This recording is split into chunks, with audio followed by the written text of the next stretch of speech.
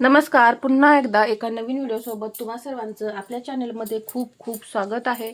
आजच्या व्हिडिओमध्ये पहा, तुमचं डीप नेकमध्ये शोल्डर पडत असेल, 12 इंच गळा असताना शोल्डर उतरत असेल तर कशा पद्धतीने इथे तुम्ही कटिंग करायचं आहे हे मी तुम्हाला आजच्या व्हिडिओमध्ये समजावून सांगणार आहे, जेणेकरून तुमचं शोल्डर जे आहे ते अजिबात पडणार नाही। तर इथे आज आपण 34 साइज पाहूया। इथे मी उंची घेते 14 इंच।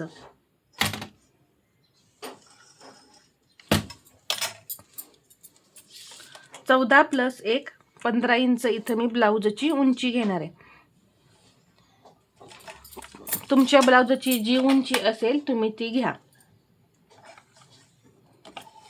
पहा इथे आता शोल्डर साठी तुम्ही काय फॉर्म्युला वापरणार आहे। तुम्हाला जर अंगावरती शोल्डर मोजता येत नसेल तर तुम्ही काय करा, पहा आपण रेग्युलर शोल्डर 34 मध्ये किती घेतो, 5 इंच घेतो, तर त्यातून तुम्ही अर्धा इंच मायनस करा आणि 4.5 इंच शोल्डर घ्या। ठीक आहे, या पद्धतीने म्हणजे पहा नवीन शिकणाऱ्या ज्या असतात त्यांना खूप प्रॉब्लेम येतो, शोल्डर कसं घ्यायचं, अंगावरती कसं मोजायचं हे समजत नसतं, तर त्यावेळेस तुम्ही या पद्धतीने वापरायचं। आपला चार्ट सुद्धा आहे पहा डीप नेकचा, तर त्यामध्ये मी शोल्डर चार्ट दिलेला आहे। तर त्यामध्ये शोल्डर किती आहे आपलं 5, तर त्यातून अर्धा इंच मायनस करून तुम्ही इथं शोल्डर घ्यायचं आहे 4.5 इंच। ठीक आहे, 4.5, आणि हे आपण 34 साइज मध्ये पाहत आहोत। अजून एकदा असंच मी 4.5 इंचावरती मार्किंग करून घेणार आहे आणि मुंडा घेते मी इथं 5.25 इंच। पहा 5.25 इंच मुंडा घेतलाय मी 5.2 आणि शोल्डर आहे 4.5 इंच। आता एक लाईन ओढून घेऊया।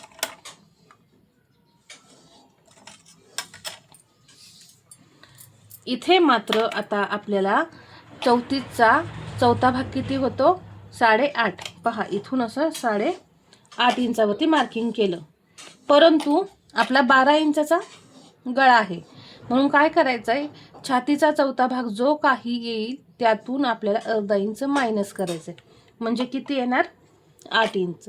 आता हे मी 34 साइज मध्ये सांगत आहे म्हणून हे 34 साइज मध्ये असे बदल करायचे असं नाही, सर्व साइज साठी हा फॉर्म्युला आहे। तर पाठीमागील भागामध्ये फक्त आपल्याला छातीमध्ये अर्धा इंच कमी करायचा आहे, पुढचा भाग जो आहे तो आहे असा आपल्याला कटिंग करायचा आहे। तर इथं मी 8 इंच घेतलेलं आहे आणि याच्या पुढे 1.5 इंच मार्जिन आहे। इथे पहा छाती आहे 28, कंबर आहे 28, तर त्याचा चौथा भाग होतो 7, त्यामध्ये मी 1 इंच टक्ससाठी घेतलं, किती झाले 8, आणि याच्या पुढे हे 1.5 इंच मार्जिन। आणि जर तुम्ही अंगावरती शोल्डर मोजत असाल तर काय करायचं आहे पहा, ते सुद्धा मी तुम्हाला सांगते। इथं जे काही शोल्डर असेल, इथे तुमचं 14 शोल्डर असेल तर तुम्ही यातून 2.5 इंच, यातून नाही 14 इंच शोल्डर टोटल आहे आपलं, तर त्यातून त्याचा निम्मा किती झाला 7, आणि यातून मग तुम्ही 2.5 इंच मायनस करायचं। कोणत्याही साईजसाठी हा फॉर्म्युला तुम्ही वापरा। 12 इंचाच्या 11 ते 12 इंचाचा गळा असताना अजिबात तुमचं शोल्डर जे आहे ते पडणार नाही। फक्त इथं छातीमध्ये तुम्ही अर्धा इंच मायनस करायचंय पाठीमागील भागासाठी, पुढच्या भागासाठी नाही। पुढचा भाग आहे असा 8.5 इंचावरतीच आपण कटिंग करायचा आहे। अर्धा इंच असं पहा मी तिरकं घेतलं इथून,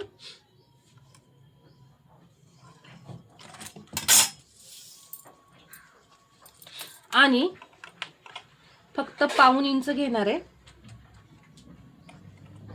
आणि असं हा डाऊन केलं। पहा या पद्धतीने तुम्ही मुंढ्याला आकार द्यायचे। इथे तुम्हाला शोल्डर पट्टी किती हवी आहे, 2 इंचाची शोल्डर पट्टी हवी असेल तर 1.25 इंच मिक्स करा आणि 2.25-3 इंचावरती घ्यायचं। इथे जवळपास 2.25-2 इंच शोल्डरची आपली पट्टी तयार राहिलेली आहे। 12 इंचाचा गळा आहे, 12.5 इंचावरती मार्किंग करून घेतलं। साईज छोटी आहे म्हणून इथं रुंदीला मी फक्त 3 इंच घेतलेला आहे।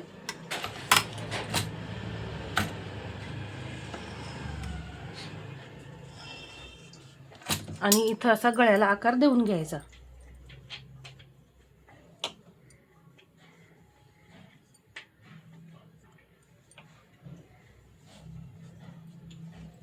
या पद्धतीने गळ्याला आपण आकार दिला.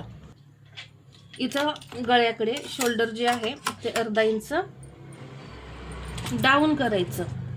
इथे टक्स देऊया. टक्स इथं मी 4 इंचावरती घेणार आहे आणि उंचीला सुद्धा आपण 4 इंच टक्स घ्यायचं आहे. आणि आपण टोटल टक्ससाठी 1 इंच मार्जिन मिक्स केलंय, तर ते इकडे अर्धा आणि इकडे अर्धा. ठीक आहे. इथे टक्स दिल्यानंतर डीप नेक आहे आणि ब्रॉड आहे म्हणून शोल्डर आपलं पसरतं, आपोआप गळा पसरतो, तेव्हा हा भाग जो आहे तो असा खाली जातो टक्स दिल्यानंतर. म्हणून अर्धा इंच इथं अर्धा इंच वरती घेऊन हा भाग जो आहे तो आपल्याला कटिंग करून काढायचा आहे. पहा इथे आणि इथे हा भाग आपला कट होऊन निघणार आहे आणि इथे हा भाग, एवढा कपडा आपला इथून कट होऊन निघणार आहे. पहा इथे, इथे आणि इथे. आता राहिलं काय आपलं यामध्ये आर्म होल, आपला मुंडा घेर जो आहे तो आपल्याला मोजायचा आहे, त्याशिवाय कटिंग करायचं नाही. तर पहा इथून शिलाई आपली असते, तर इथून आपल्याला हा मुंडा घेर जो आहे तो मोजायचा आहे. आणि पहा मुंडा मोजताना टेप अजिबात हलू द्यायचा नाही. 5.8 इंच इथं मुंडा घेर आलेला आहे, म्हणजे 31 इंच, सॉरी म्हणजे आपला 15 आणि 15.5 इंच आपला इथं मुंडा येत आहे. किती? 15.5 इंच आपला इथं मुंडा घेर. 7.5चा पहा होतो 15, 7.5 इंच आल्यानंतर, आणि 8 इंच असला की 16 घेर होतो. तर इथं 5.8 इंच मुंडा घेर भरला आहे, तर 15.5 इंच आपला मुंडा घेर आहे. इथून या पद्धतीने. जर तुम्हाला मुंडा घेर जो आहे तो कमी हवा असेल, 14 इंच मुंडा घेर हवा असेल, तर इथून तुम्ही उंची कमी करा आणि जसं इथं मी सांगितलेलं आहे त्या पद्धतीने आकार द्या. किंवा तुम्हाला 16 इंच मुंडा घेर हवा असेल तर तुम्ही उंची जी आहे ती इथून वाढवा आणि जसे सेम आकार दिले त्याच पद्धतीने आकार द्या. आणि इथं हा जो फॉर्म्युला आहे पहा, इथून इथे असं अर्धा इंच बाहेर जाऊन मग मुंड्याला आपण आकार दिलेले आहेत, ते फक्त 11 इंचाच्या पुढे तुम्हाला जे काही गळे घ्यायचे आहेत, 12 इंच, 11.5 इंच, 12.5 इंच, जे काही गळे घ्यायचे आहेत त्यासाठी हा मुंड्याचा फॉर्म्युला आहे. आणि 8 ते 10 इंचापर्यंत आपण जेव्हा गळे कट करतो त्यावेळेस मुंड्याला आकार आपण फक्त इथून डायरेक्ट 1.25 इंचावरती देतो, तो फॉर्म्युला वेगळा आहे. आणि 5 ते पहा 7 इंचापर्यंत गळे असतात, त्याला मुंड्याला आकार कसे द्यायचे हे सुद्धा मी तुम्हाला सांगितलेलं आहे. आणि बोटनेकचं सुद्धा आकार कसे द्यायचे हे सुद्धा मी तुम्हाला एका व्हिडिओमध्ये सांगितलेलं आहे. बोटनेकचा व्हिडिओसुद्धा मी शेअर केलेला आहे. पहा खूप सुंदर असा ब्लाऊज बसतो, मुंड्याला मध्ये कुठेही घोळे येत नाही.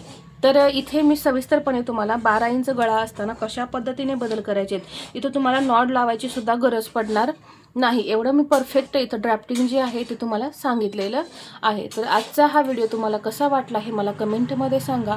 आणि व्हिडिओ आवडला असेल तर लाईक करा, शेअर करा आणि असेच नवनवीन व्हिडिओ पाहण्यासाठी आपल्या चॅनेलला सबस्क्राईब करायला विसरू नका. धन्यवाद.